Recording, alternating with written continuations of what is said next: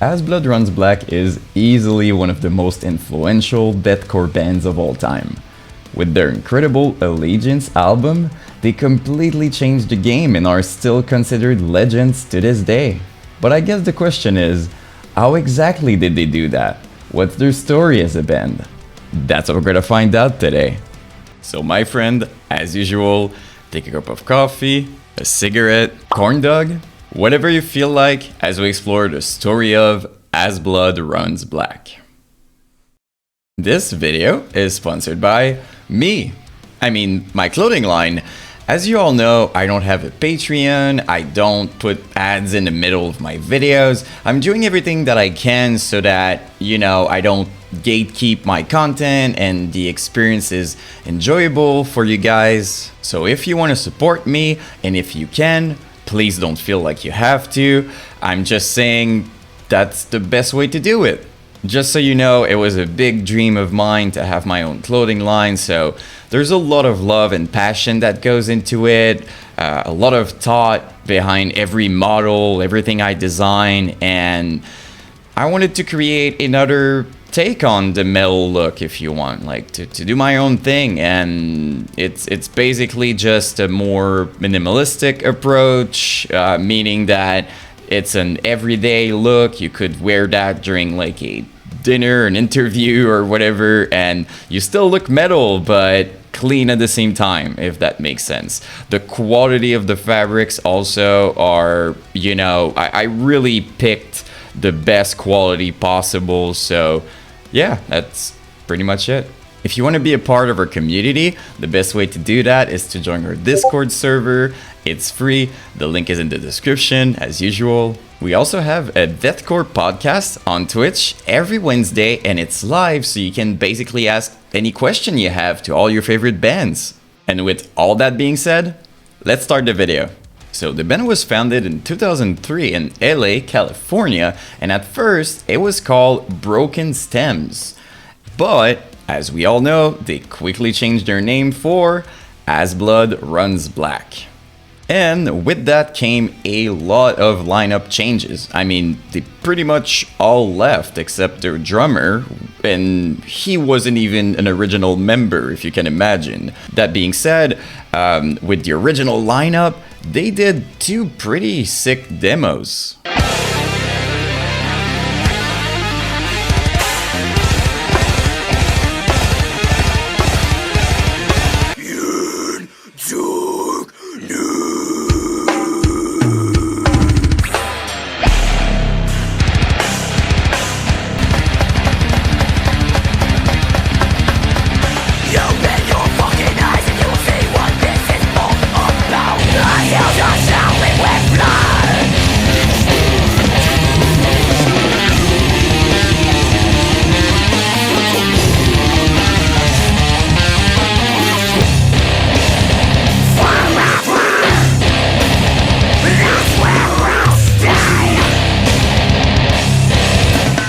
I think it sounded great.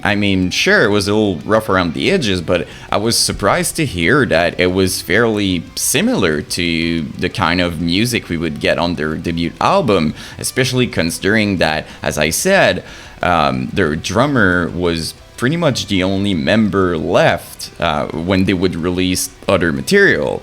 That being said, apparently the bassist already had written lyrics for In Dying Days and Hester Prines, I don't know how to pronounce that, but it really feels like the essence of As Blood Runs Black was already there at first with the original lineup, even if, they would have several other changes in the future you're gonna see. But those demos really, they found their sound in the beginning of the band, which is rare. When I do my videos, usually it takes a while, takes a couple albums or songs, but As Blood Runs Black was As Blood Runs Black, right off the bat. So I thought it was pretty cool. Musically, it was very melodic and raw, and as I said a lot in pretty much all my videos, in the early days of deathcore, metalcore was a big part of it, and you could even argue that As Blood Runs Black is as much metalcore as it is deathcore.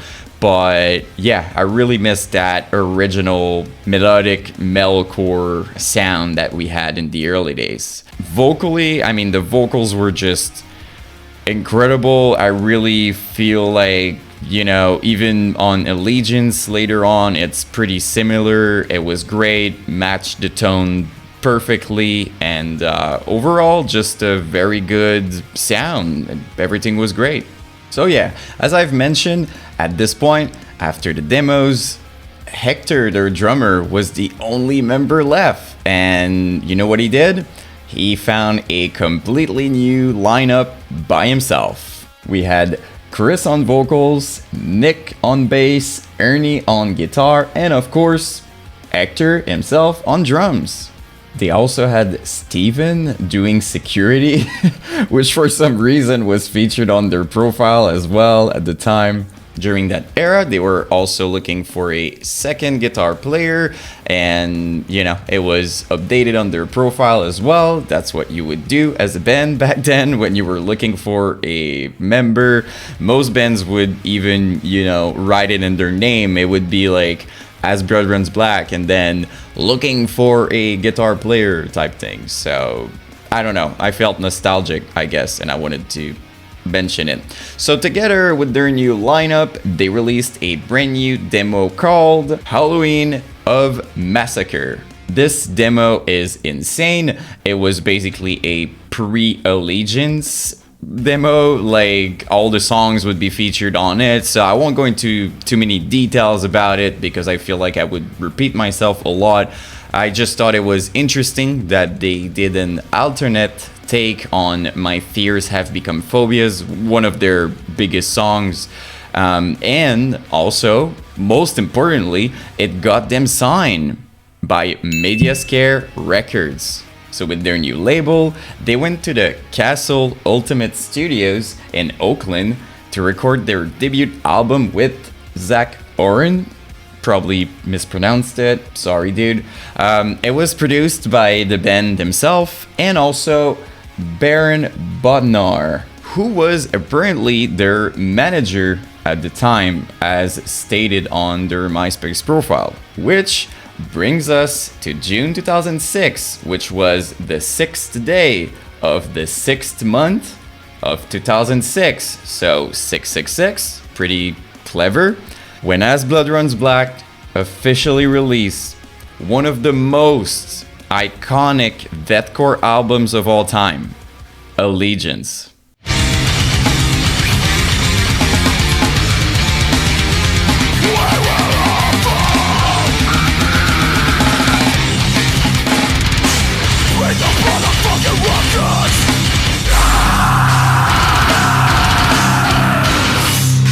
Dear Lord, that's like one of the best album ever.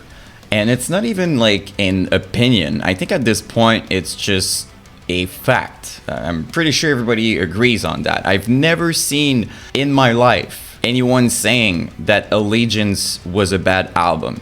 The only thing I ever heard was how influential it was and how much of a game changer it was. And personally, I've listened to it so many times. Sure, musically, some people could say that it's repetitive maybe, or that it sounds the same, but if you pay attention, it's more about being consistent, I think, because everything is so well written. It feels like one long song, but in the best way possible. It's just, if you love one song, you love the entire thing.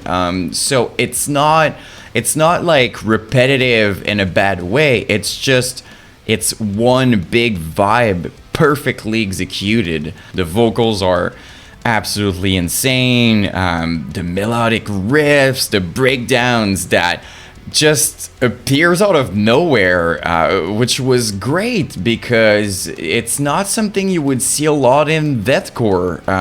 It really sounded metalcore, you know. It reminded me of August Burns Red's basically, and the breakdown patterns and the style, which was super aggressive. And you know, it's I call it like mushing breakdowns. They were kind of the deathcore version of As I Lay Dying. Like if As I Lay Dying would have been deathcore with breakdowns and more insane vocals, it would have been that.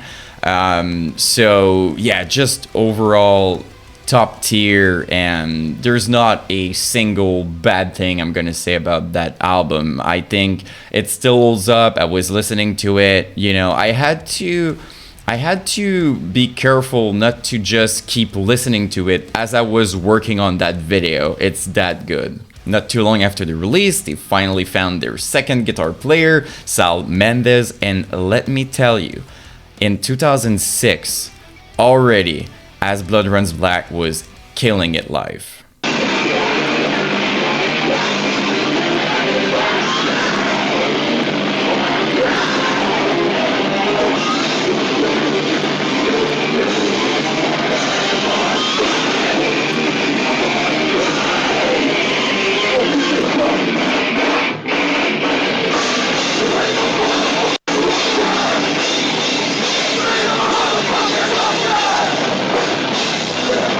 Those shows, man, imagine going back in time and be there. I mean, if you were there, please tell me how it was in the comments. I really want to know, but just by the videos, I'm already so impressed. But you know what's even more impressive? To me, 2007 was their prime.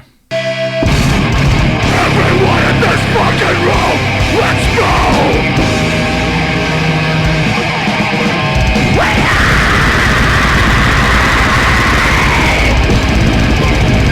Watch out, they go!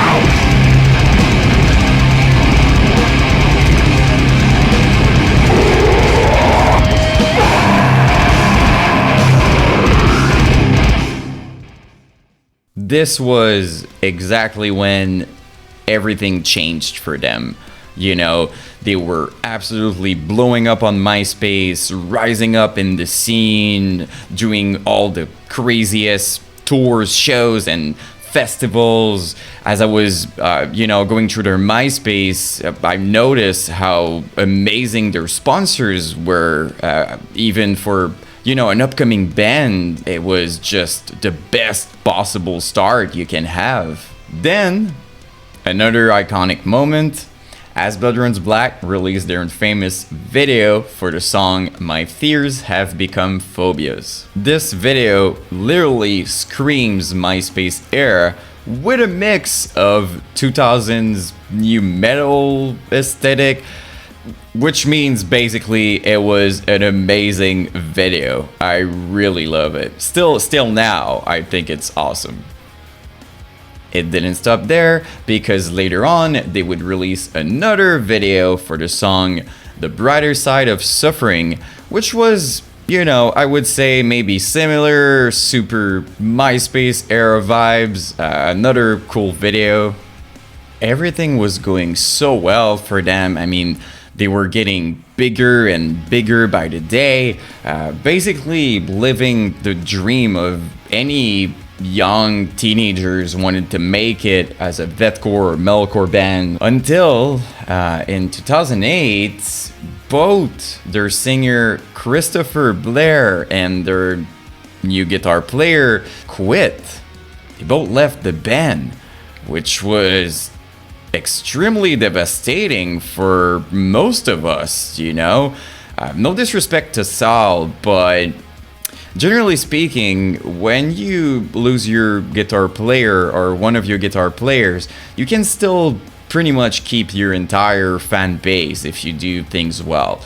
But, I'm doing videos like that on a daily basis, and when you lose a vocalist, the impact is pretty huge. Especially Chris, by that time, really had become like an icon in the scene.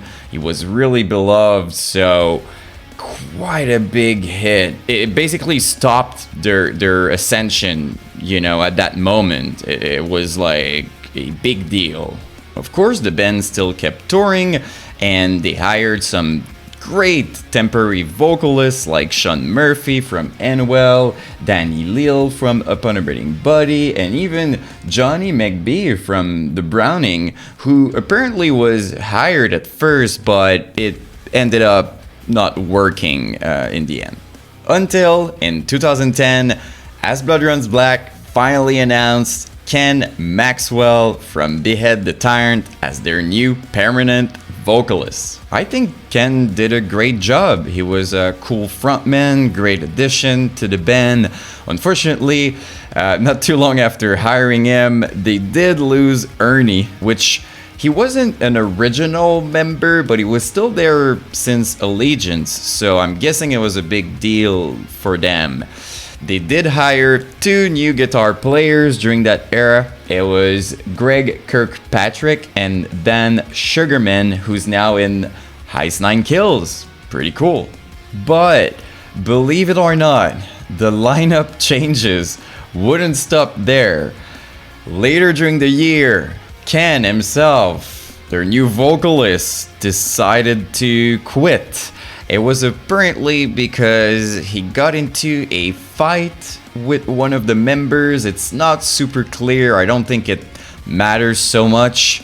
But yeah, it was a pretty big deal, you know, like replacing a vocalist once, it's already something, but then not only a year in and then you have to repeat the whole thing again. I don't know. It was kind of a mess probably. But it brings us to a new era of As Blood Runs Black, the Sonik era.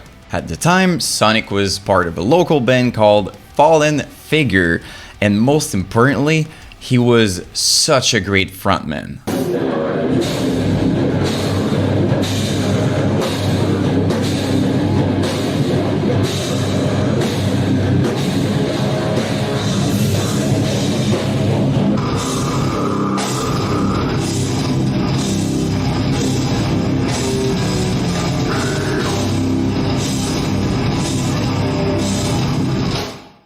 I sincerely believe he was a very good fit for the band. Really felt like he was bringing a new positive energy, which I think was needed during that era after all they went through. And I did find an old interview, a Brian Stars interview. Yes, Brian Stars, in which he explains how he knew the band actually way before joining As Blood Runs Black. Did you feel pressure joining a band that had been around for so long and I guess living up to the expectations? I already grew up with these guys, and since they got signed, I've been their merch guy. So, straight up, right? From like 2007 to 2006. No, you made your way up, huh? You went from merch to lead singer. how badass is that, dude? That is badass. Interesting, right? So with their new lineup, once again, they went back in the studio to record their brand new album. Expectations were high, to say the least. And in March 2011, As Blood Runs Black finally released their second album called Instinct.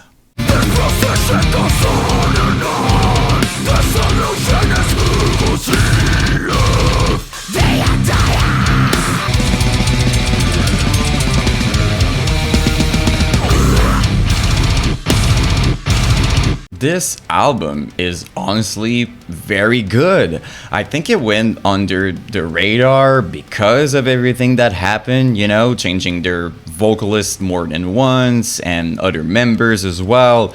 And it was a weird era too, you know, 2011, it was kind of the end of MySpace and all that. It was an in-between era. I'm sure you guys remember. That being said, it was really good. Like musically, I think they managed to capture the original vibes while sounding more modern, which is the ultimate goal that every band was attempting at the time, and I really feel like they succeeded.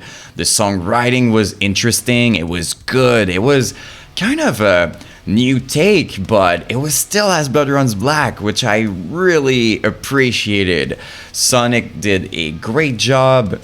He did sounded more hardcore, in my opinion, on a lot of parts, but he still managed to do some amazing highs and lows, and it was, the energy was something I noticed through the entire thing. It was great.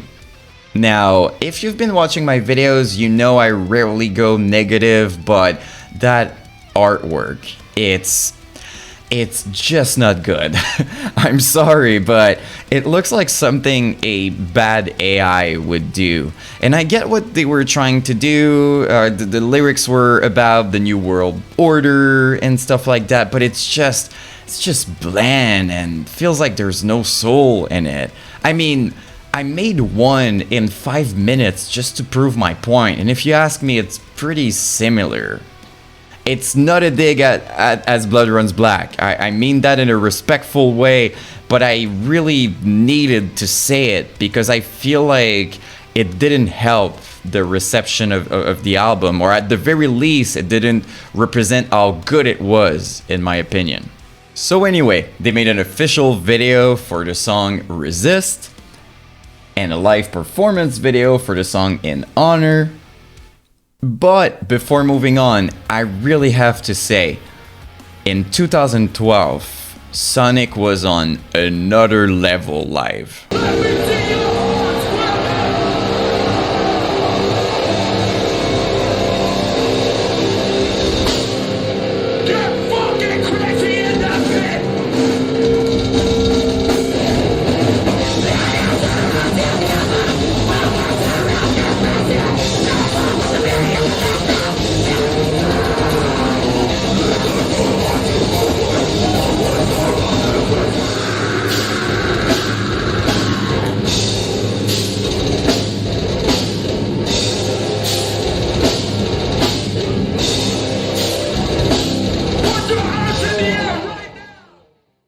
I mean, come on, so awesome. And even more awesome, during that period of time, they invited Chris, their original vocalist, to go on stage with them.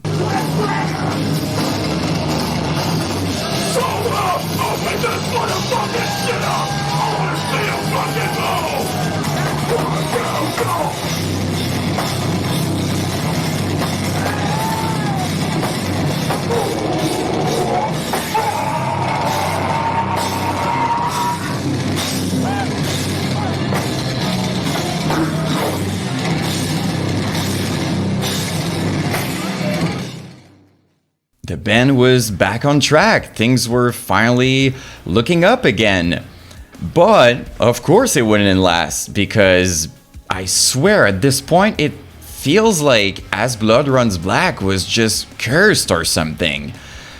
So Sonik had to quit as well, and they decided to hire Chris Bartholomew. I'm sorry, I don't know how to pronounce that, as their new vocalist. Again, I really don't want to be too negative, but it feels like he wasn't on the same level as the original vocalist or Sonik.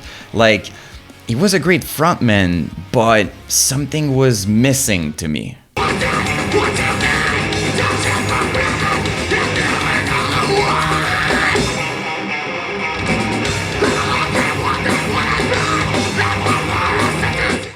On a more positive note, I think he had a cool energy, great vibe, and he seemed really passionate and happy to be in As Blood Runs Black, which was great.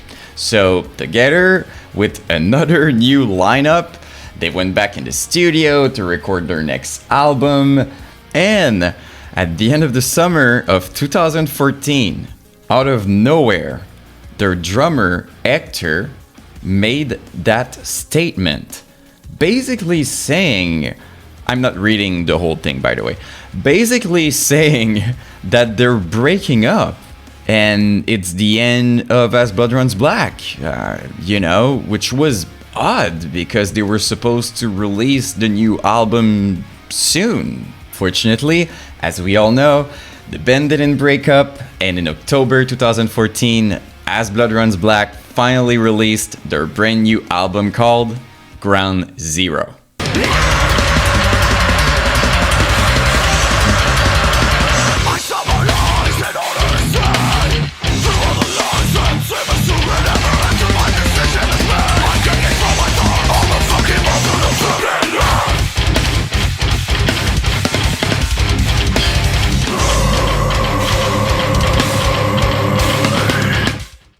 okay. It was a pretty good album, but so different. I mean, the band really went in another direction.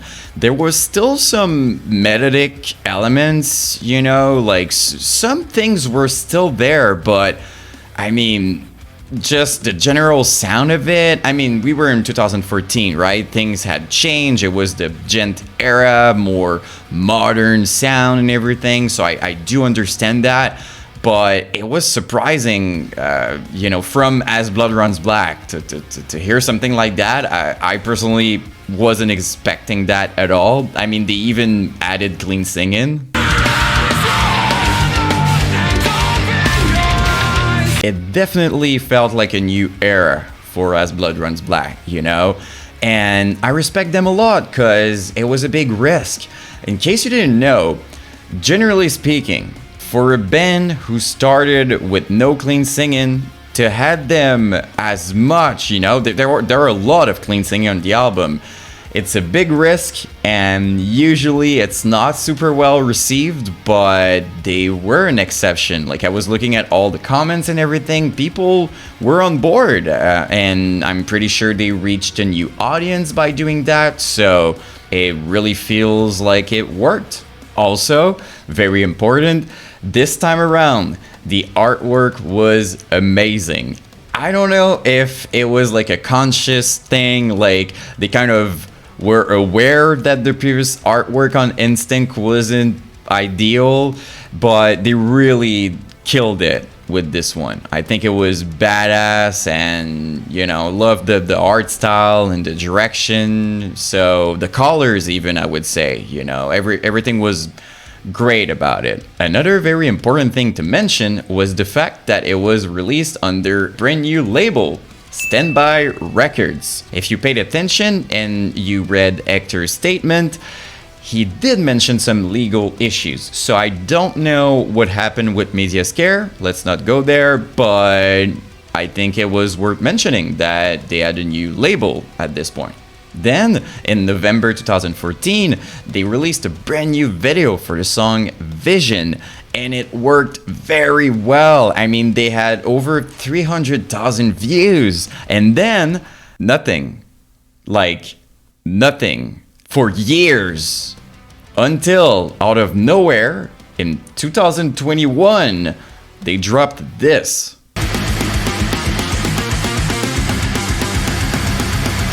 It was such a big surprise. I mean, it was a return to their roots, you know? It sounded like Allegiance, but modern and revamped. It was so sick. Everybody was so surprised and happy. And then, nothing since then.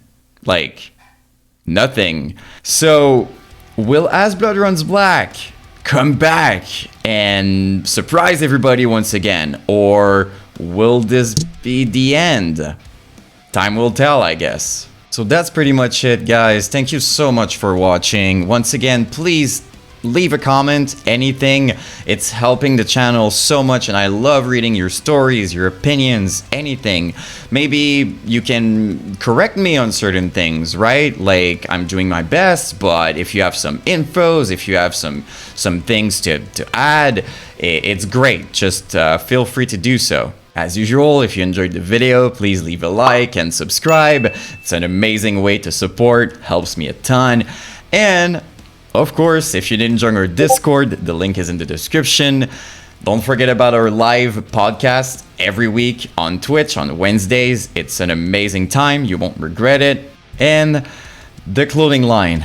Again, if you want to support me personally, it's the best way. It really makes a big difference. And again, don't feel like you have to, but if you like it and if you want to support, it truly means the world, and it helps so much more than you think. So I'm gonna stop talking now, finally, and I'm gonna see you in the next one.